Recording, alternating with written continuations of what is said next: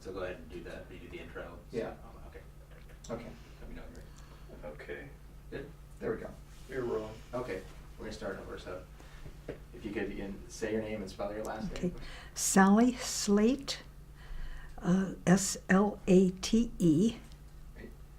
And my name's Robert Bauman, and today's date is August 5th of 2015, and we're conducting this interview at Sally Slate's home in Richland, Washington. So let's, we could start by having you give us some background information on when you came to the Tri-Cities, what brought you here. Well, I was a new graduate from the University of Idaho in June of 1955, and I guess I was attracted to this area because I was going with a young man that still had a couple of years of schooling, and I wanted to be kind of close to the University of Idaho for him. Unfortunately, we broke up. But I came as a tech grad for GE, and these were 3-month assignments where we rotated different assignments. My first assignment was to open up the chemistry lab at Purex building that was still under construction.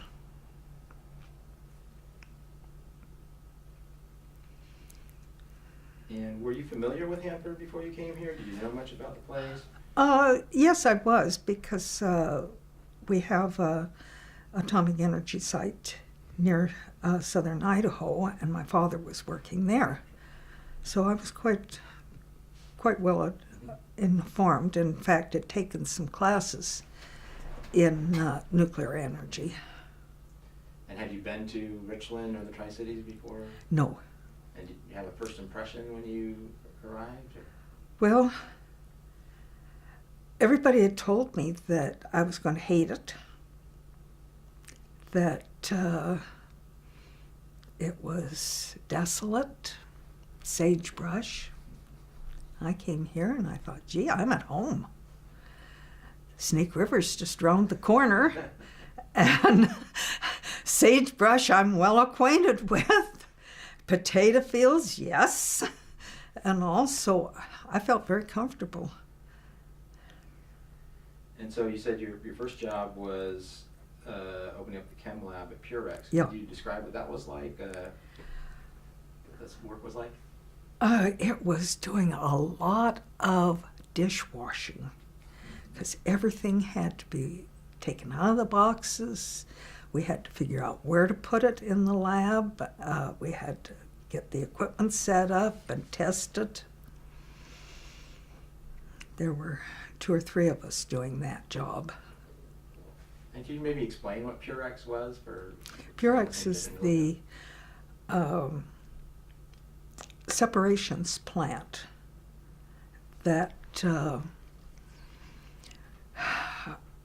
was, the fuel went in on one end of the building and made a continuous run, and we got the uranium and plutonium separated at the end. The Redox plant, you had to do it in batches, but this was a continuous process, so it was going to be a little more efficient. And as I say, it had not been, they were still under construction at the time that I was out there. And unfortunately, when we got here, nobody had Q clearances, and they thought that we needed Q clearances, so they set us in the unclassified library, until they finally figured out that, oh, our clearances are all sitting on somebody's desk and he's on vacation, and you don't need Q clearance anyway, so put them to work. And so that was your first job. Where did you go from there after a few months? The next job was at the Redox plant, and it was not really a happy experience. I wanted to be in the lab as a women chemists, I don't think they appreciated women chemists in the lab at that time. And it was trying to put together a compilation of all of the procedures that were being done and trying to classify them so that if we got some kind of an assignment, you had to, okay, we need this analysis done. What procedures do we have available to do it? And it was well before the capabilities of our computer systems and everything now, and so I just didn't appreciate that assignment. Then I went into the classified library as an abstractor, where I had to read all of the classified, we were one of 4 reading classified materials that came in, everything from books to reports and anything generated that came into the library. And we had to write a small paragraph about without saying anything classified. Right. We did bibliographies, computer searches, except it wasn't a computer search, it was a search of the index cards, and made up answered questions that would come in. That was an interesting job, but it wasn't as fun as being in the lab. And how long did you work there in the classified library? Well, that was pretty much, that was a permanent position. Okay. And I worked there until I had been married and was expecting a child. And then they required me to quit. Okay. So you talked about being a woman chemist, and that it didn't seem like you were really welcome in the lab, or that they wanted. Were there other women chemists around at the time? There were a few. Mm-hmm. There was a couple of others. Actually, let's see. I was thinking as the abstractors. The other chemist who was an abstractor was a mathematician. And the other woman was a mathematician. They were drawing the abstractors from the scientific fields, because you could teach somebody to be an abstractor, but you couldn't teach the scientific part of it as easily. Right. So was it a GE policy that when you were married and Yes. you had to quit? Is that was Yes, 5 months, period. Oh, you had 5 months after you got pregnant. After you got pregnant that you could Yeah. work, and then you had to quit. That was routine. Mhm. When I got to working in Idaho for the Argonne National Lab, they said I could work as long as I wanted, as long as I could do the job. Phillips Petroleum says, we think you're pregnant. Prove it that you're not. Otherwise, you're gone.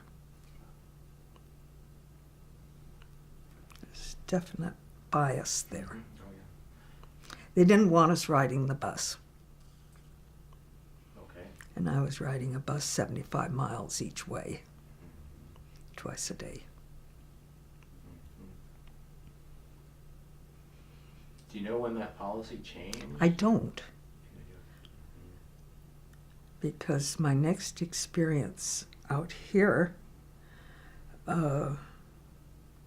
was in the 70s, and by that time the policy had changed.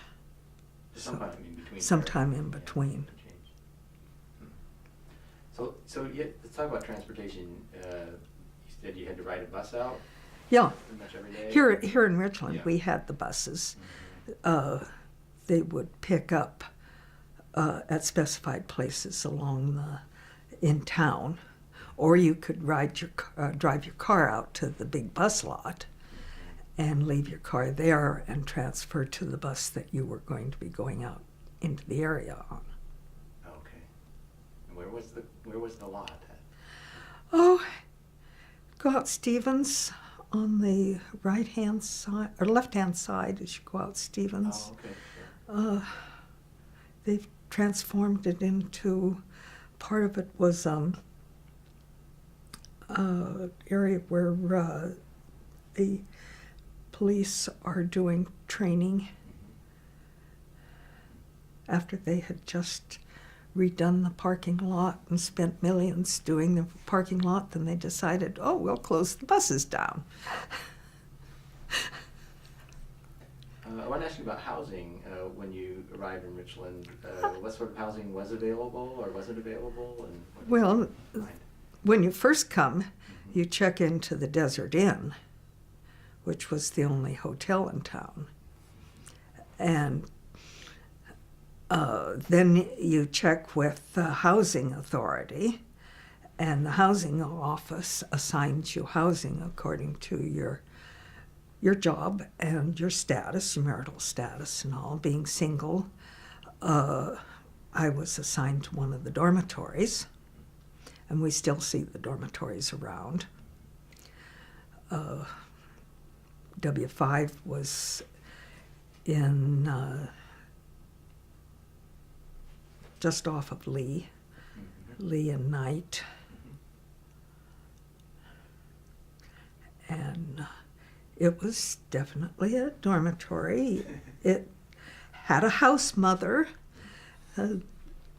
Doors were closed on the weekdays at 10 o'clock at night. The doors were locked, and it was later than that for the weekends.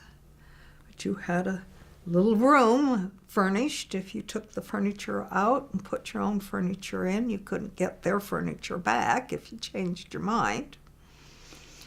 It was cheap. Do you remember how much it cost? I don't. But something $20 a month or less. And so how long did you stay in the dorm? Stayed in the dorm until, I went into a private apartment with a friend, and then we got married and went into a 2-bedroom prefab down here in the south end of town. When those houses went up for sale, we could have bought that house for $1,875. Yeah. We thought it was too small for us because by then we had 2 small children. And we bought a pre-cut, a 3-bedroom pre-cut from a friend. They didn't want the house, but if they had just moved into the house that they were going to buy, they would have had to remove all of the improvements that they'd put into the house, which included the wall-to-wall carpeting, drapes, electrical for a dryer, a fenced-in backyard. All of that would have had been removed, and they'd have lost all of that investment. So they bought the house and sold it immediately to us at a slightly higher price to accommodate for their investments. And how would you describe Richland in the 50s? I know it was a government town still. It was a government town, yeah. Everything. The schools were, GE ran it all for the government. Police department, schools, just about all of anything that had to do with the town. And did that change significantly when it sort of became its own city then? It was very gradual. Mm-hmm. They started selling the houses, we became a town in October of 57.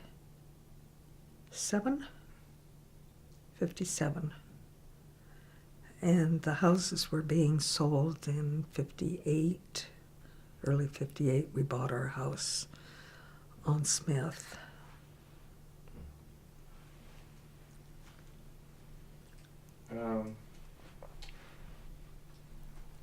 One of the events in terms of community happenings or things was when President Kennedy came to visit in 1963. Were you here then? 63, we were not. Had you? We had left. Took a while to wander around to Idaho and Washington, but kept coming closer and closer, and finally said, we got to go home.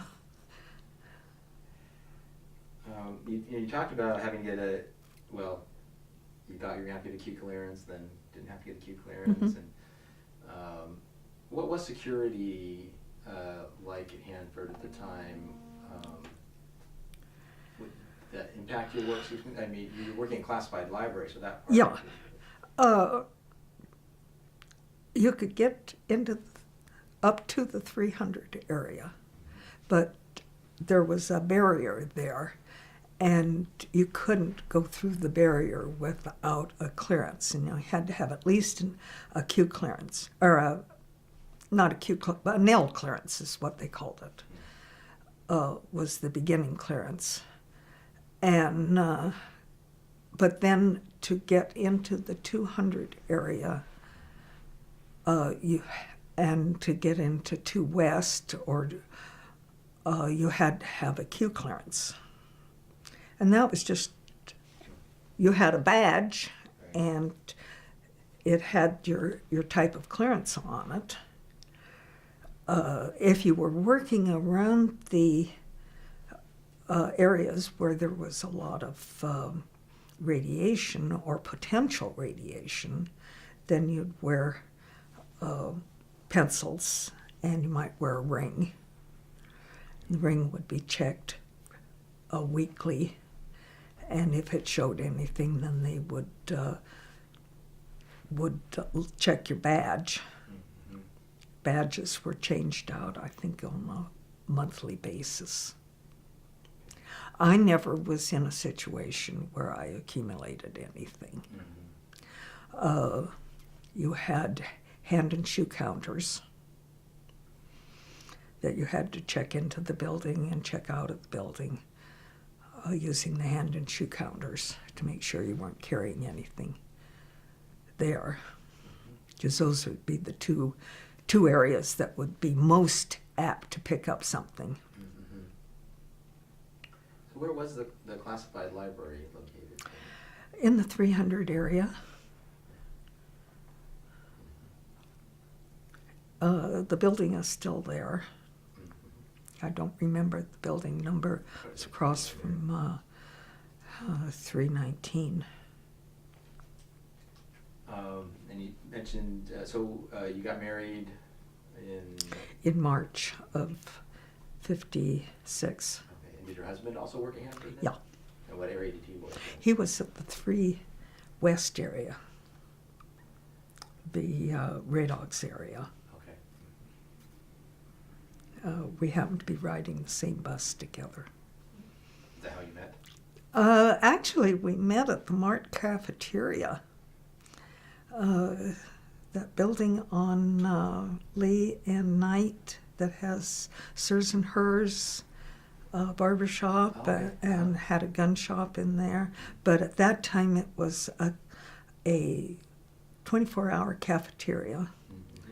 There was a drugstore in part of it, and there was a jewelry store up front and a little lounge area, the Evergreen Lounge in the back. I'd just gotten off of my first day of swing shift. Oh. Uh-huh. And he had just gotten off work, and we were in there having coffee. The girl I was with knew him. And knew the other fellow that he was with. But then I discovered that we rode the same bus. Or rather, I made sure we rode the same bus.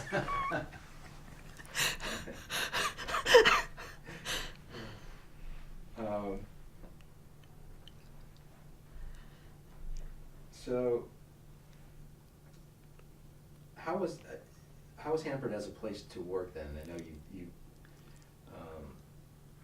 talked about not really being able to work as a chemist.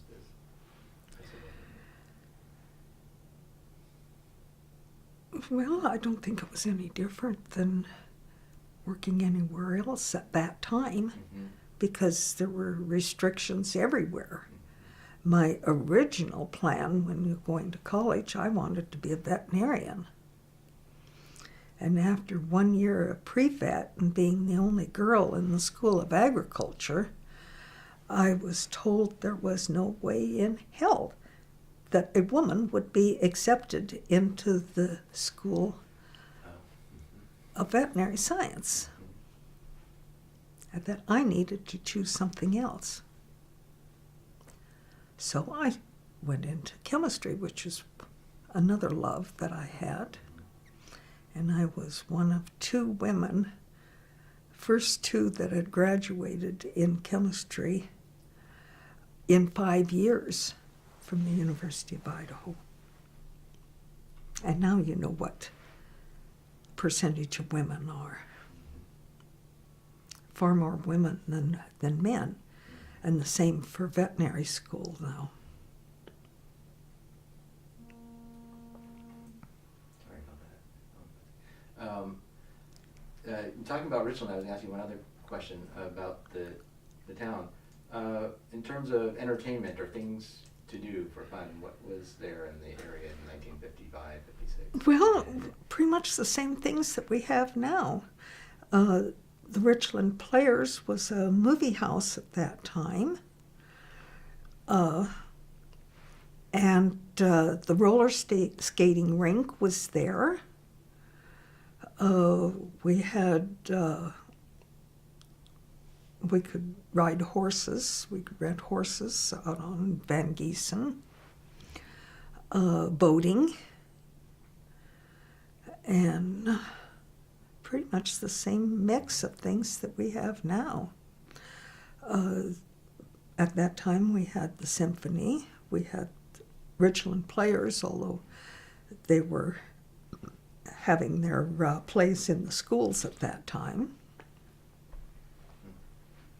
But those were the things and bowling.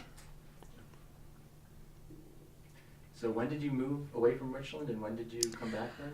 Oh, we left in 59. We left in 59, June of 59, and we came back for good in 71.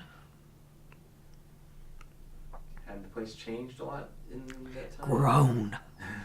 Yes. Not so much Richland, although it was beginning to grow. But the areas between Richland and Kennewick that used to be grapevines and all kinds of farmland were, as Columbia Center was getting started, and it just, I didn't know my way around. Are there any things I haven't asked you, or anything you'd like to talk about that you haven't had a chance to talk about yet in terms of your work at Hanford? Or At Hanford? Of the early years? Yeah. I don't know.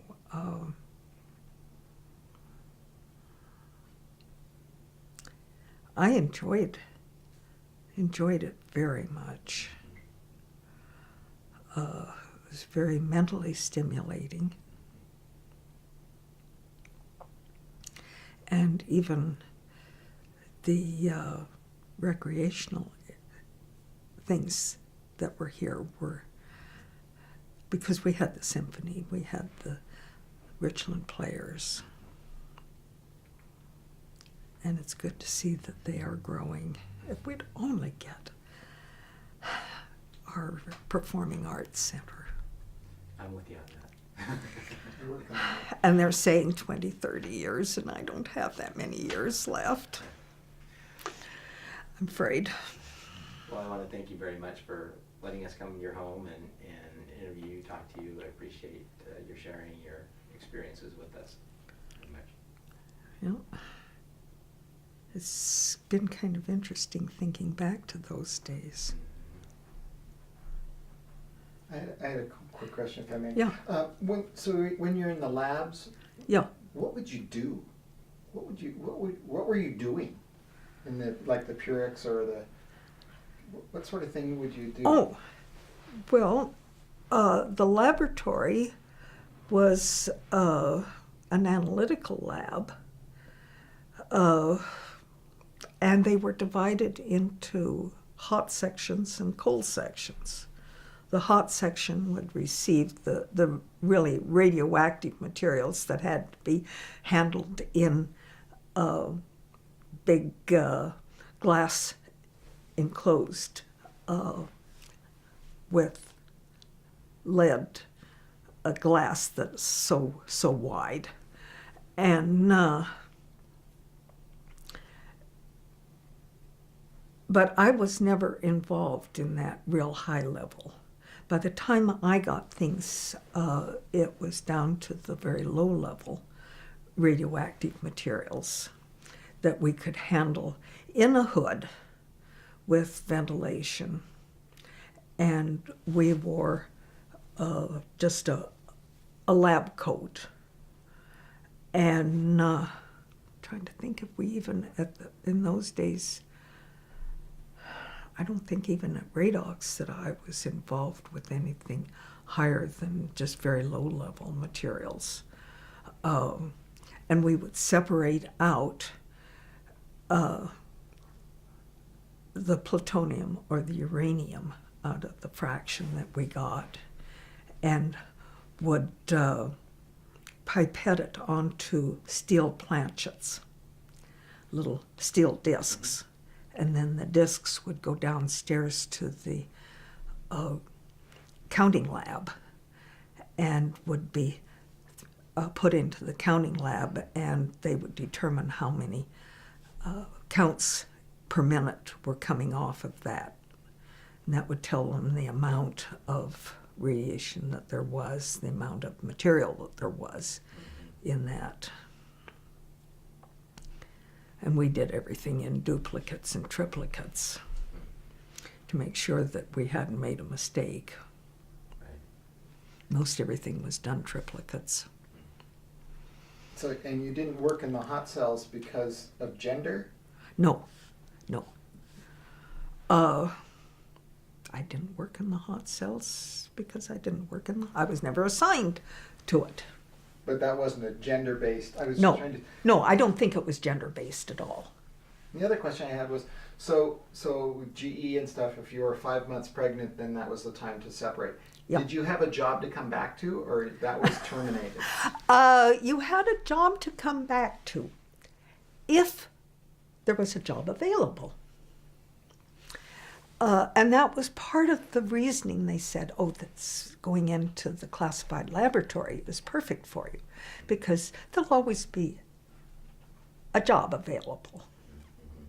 Little did they know that computers were coming along and computers were going to do all the abstracting and all the bibliography, and you punch in a question and they'd come out with all the answers. Here's the materials that we have available on that subject. So the computers did away with that job. Right. Had your old job been available, would you have had it, or would you have had to reapply? I would have had to reapply. Yeah, it wasn't an automatic thing. Right. You were expected, as a young married mother, to stay home with your children, at least until they got into school. That wasn't to say that there weren't people who went back to work right away. but it was not the usual thing. Sure. And of course, I wanted to be able to stay home with the kids. By the time I had 3, I had to go to work. And by that time, I started looking around and thinking, well, what can I do? I can go back to school and get a job as a teacher. So I got my teaching degree. And I taught school for 5 years until we decided we got to go home. We got to come back here to Richland. And that's when I got back into the chemistry.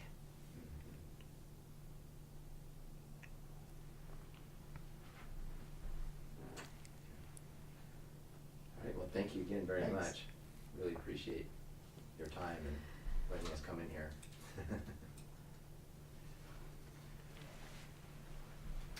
Okay,